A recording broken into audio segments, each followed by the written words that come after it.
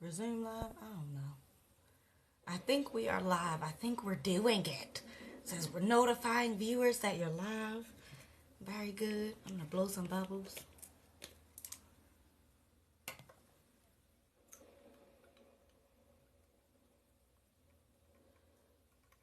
All right, friend done joined. I'm blowing some bubbles.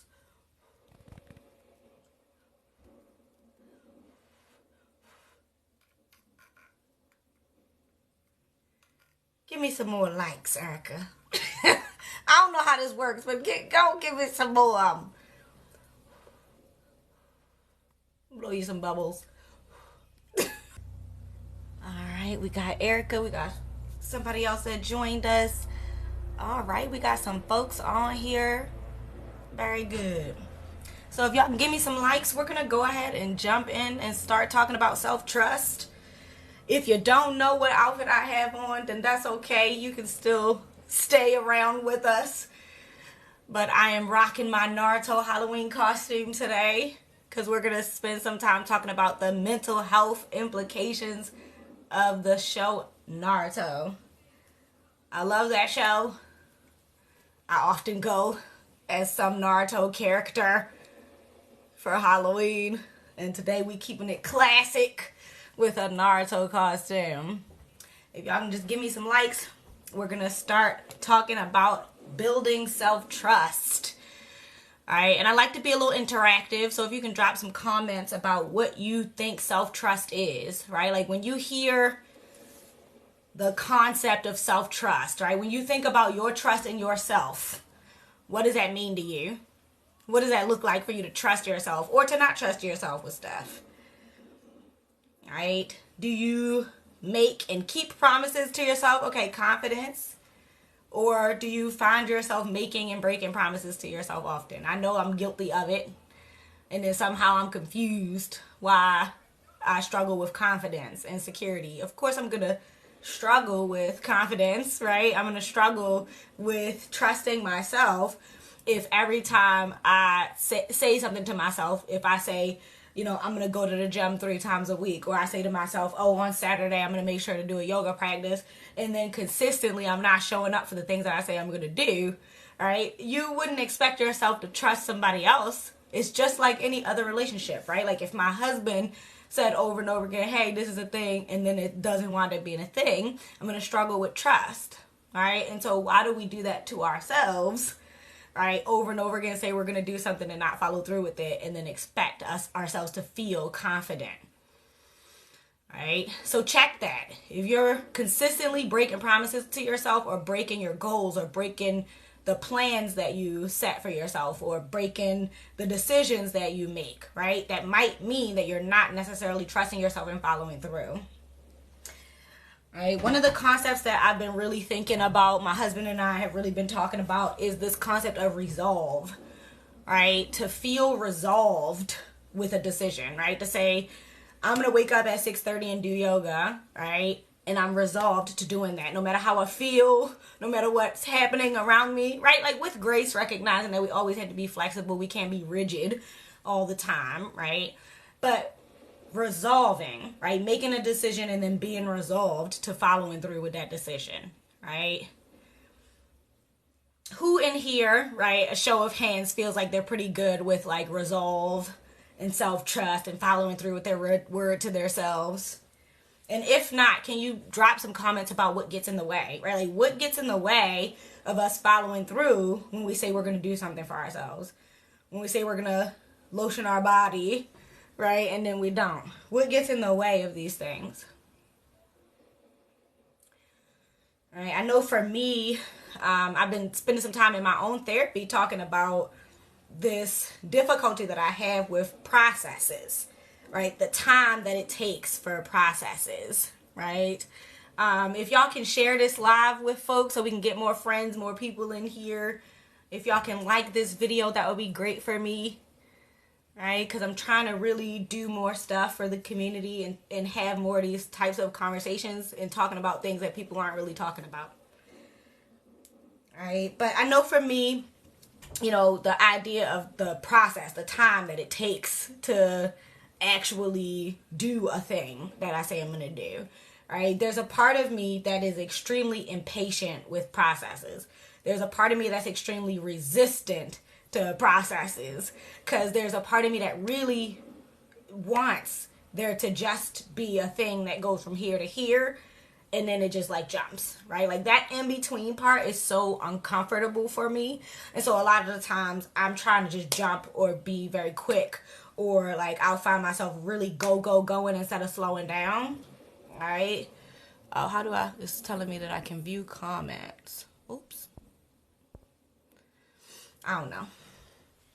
But and so those are the things that I've really been working on, right? Is like practicing patience.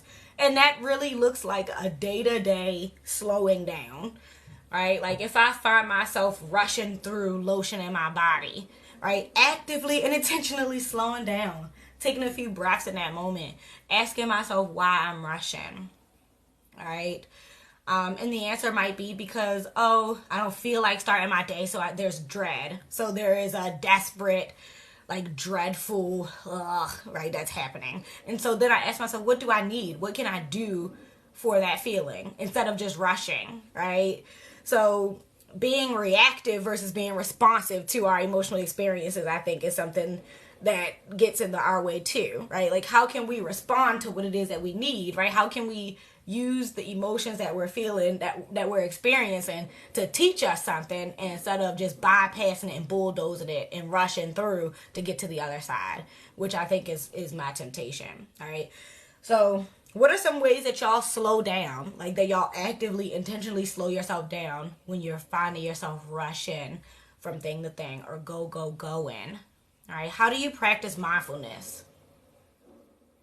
And don't forget to send some of those likes. Okay. How do you practice mindfulness? What does it look like for you to slow down? Mindfulness videos on YouTube. Very good. Thank you for the likes, Erica. I appreciate you. Okay, so mindfulness videos on YouTube. I know I have this thing here. I'll give us some of that good, that music, that resonance, that frequency in a little bit. But I really want y'all to take this with you and think about that, right? Like, how can I slow down? Try to tune into my body. All right, your shoulders are always tense, so relaxing them are helpful. Very good. All right, so in the moment that you find your shoulders tense, all right, maybe even breathing them up and then rolling them back, relaxing them, right? Intentionally giving them some love and some attention. All right, like not feeling tension and just keep moving, right? Feel the tension and then actually giving your body what it's asking you for. Because when we tense, right, like our body might need some attention, right? And so if we notice that something is going on for us, I pinned Devin's comment here, right? But if we notice that our shoulders are tense, or we notice that our stomach is particularly bubbly that morning, or our head is hurting, and then we just keep moving, that's us neglecting ourselves. That's the opposite of building trust in yourself, right? Self-neglect is one of the main ways that we wind up breaking trust with ourselves. All right, when we neglect ourselves in any way, whether it be our physical self, our emotional self, our spiritual self, right? If we neglect any part holistically of who we are and what we need, that right there is a detriment to you building trust in yourself. All right, so another question that I have for you that I want you to take with you, okay? Does your inner child trust your adult self to take care of them? Right? Like, does your inner child, the inner children or whomever, like whatever committee you got going on inside of you, right? Whatever ages they are, whatever stages they're in, do they trust you to tune in and to take care of their needs? Right?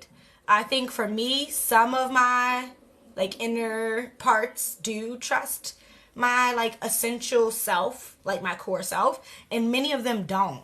Like, and so I am actively practicing journaling and, you know, different healing techniques and different self-awareness building techniques to go inward and show them love and show them attention and let them be heard and seen, instead of like hiding them in a corner, in a shadowy corner, until when I die. It's like, when will they ever be seen? Right? They're just living in shadow, stuck in shame. No more.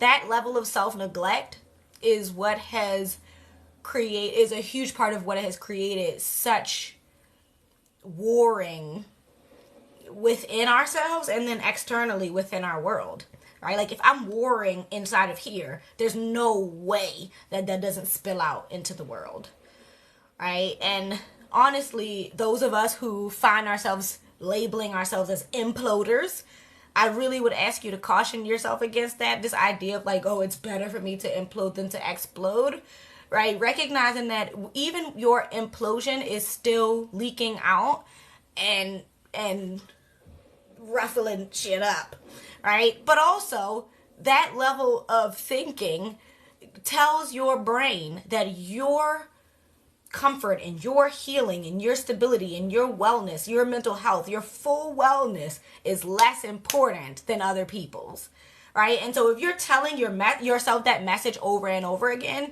that's what you believe.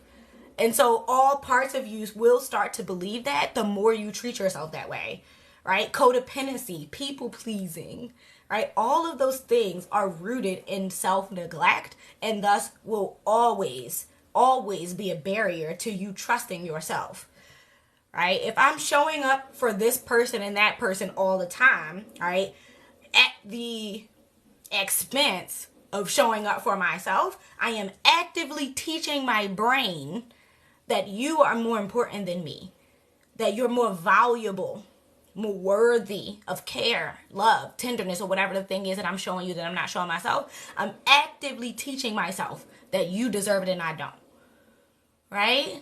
And so we have to be more careful and be more intentional about the teachings. We always do this thing with children, right? Or at least back in the day when I was growing up, we would do this thing with children, and we were like, you know, stay in a child's place, do what I say and not what I do. The most foolish thing I ever heard. Ain't not a one child ever fully listened to doing what somebody say and not what they do. Right? Like, you pick up on patterns. We pick up on behaviors. And so our brains are always assessing and inventorying, right, what's going on around us and the lessons that we're learning with all of these experiences, right? And so that's not a thing. All right? You can't have your adult self doing the same shit to your inner child that your people did to you. Break the cycle. Building self-trust goes beyond the parenting and teaching that you got, right? Now we get to adult stages and we have to begin to ask ourselves the questions: how do I reparent myself? Right? What are the ways that my human parents, right, because they human, they just regular ass people, what are the ways that they didn't give me what I need, right? And maybe going through the stage of that victimhood and like feeling your feelings about that, because that's a part of building self-trust too.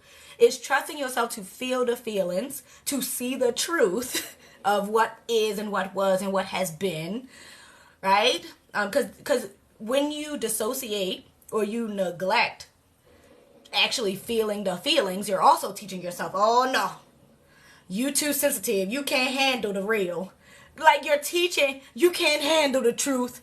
When you dissociate from the reality that is around you, right? When you disconnect or hide, right? Bury your head in the sand, when you avoid all these things, you're teaching yourself actively you can't handle the truth. You can't handle the reality, all right?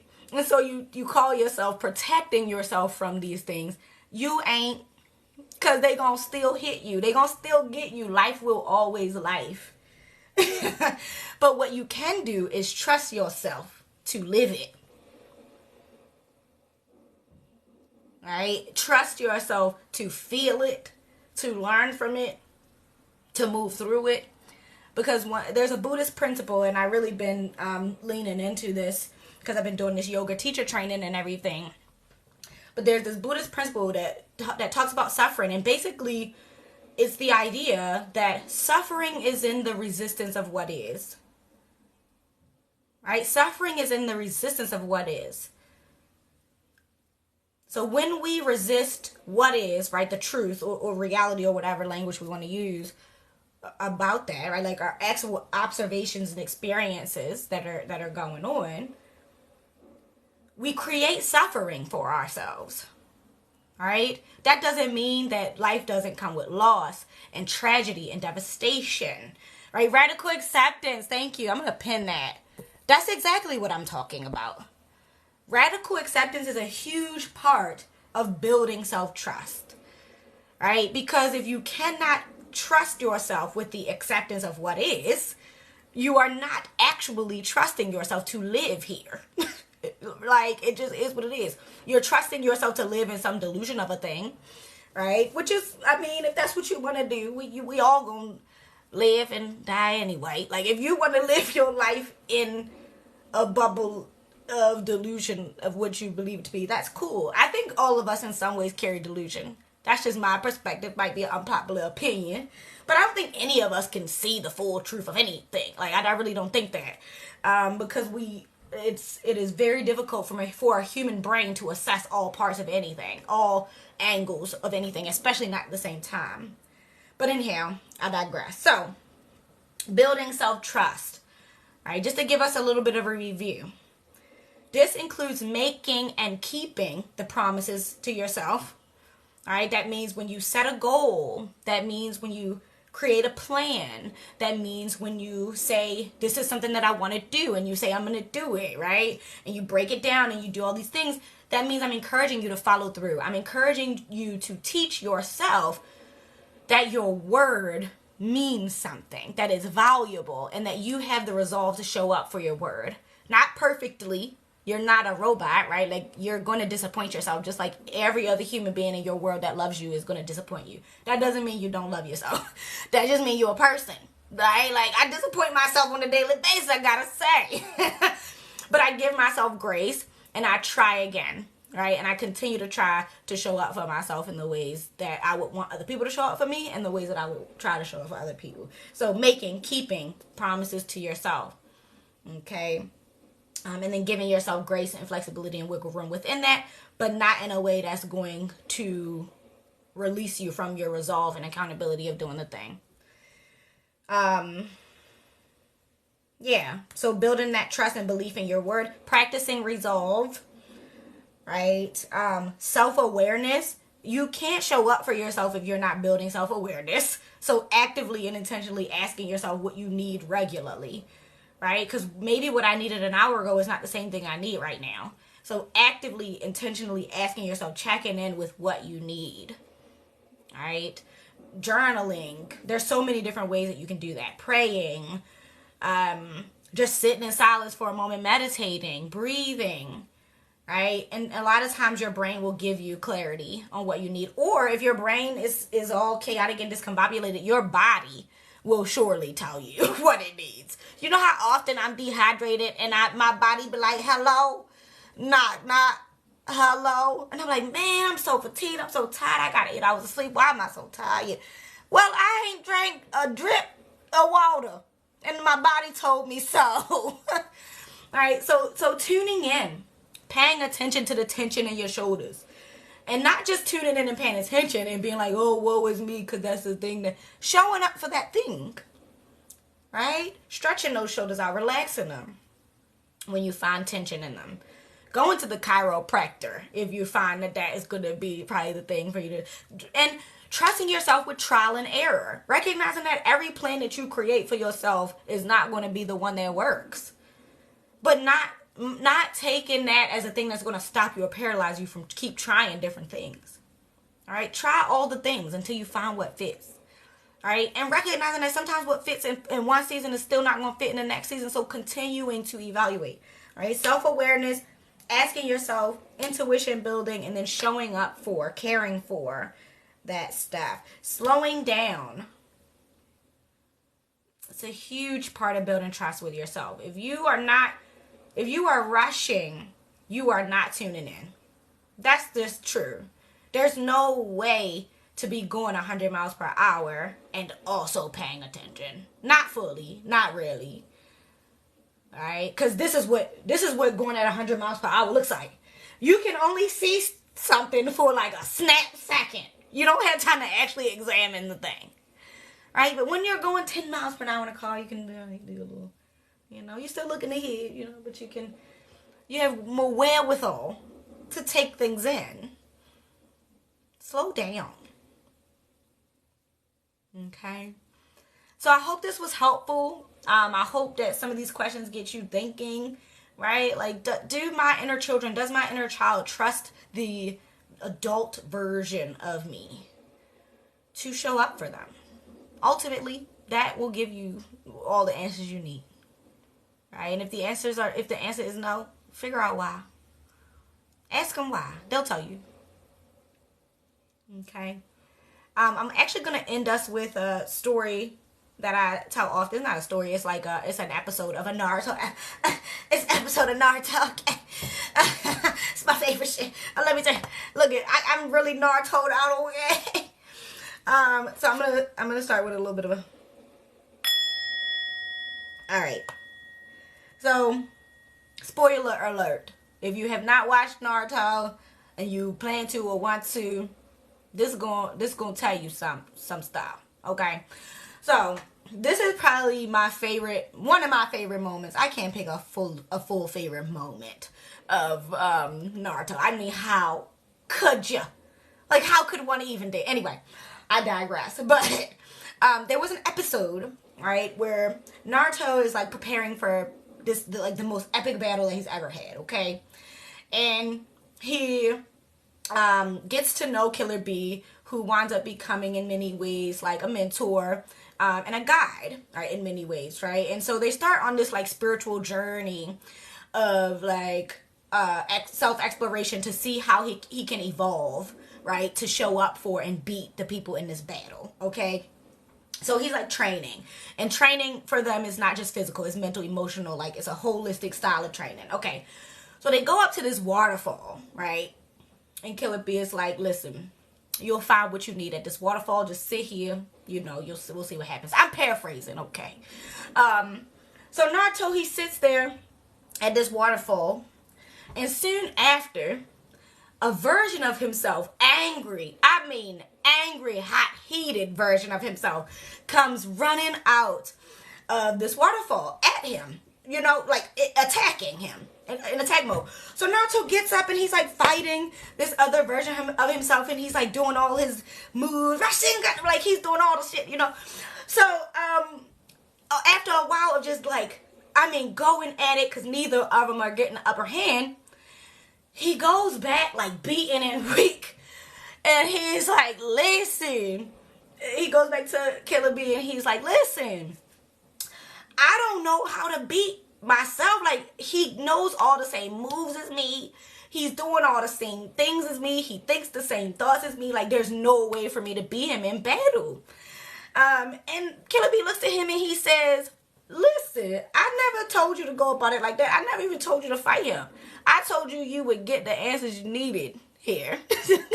Right? Like, I never told you how. Okay? So he made this assumption that because his internal self or his other self was attacking him, he was supposed to fight, right? Like, he was in survival mode, trying to fight himself to beat himself. And he thought that would be evolution, the beating of oneself, right? So he goes back to this waterfall. And, the same thing happens.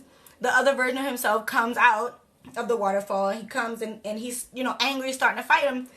And Naruto doesn't fight him this time, right? he just like lets him go in on him for a little bit. And the lesson in this, if you're catching it, is that sometimes we don't need to fight battles with force, right, Becca?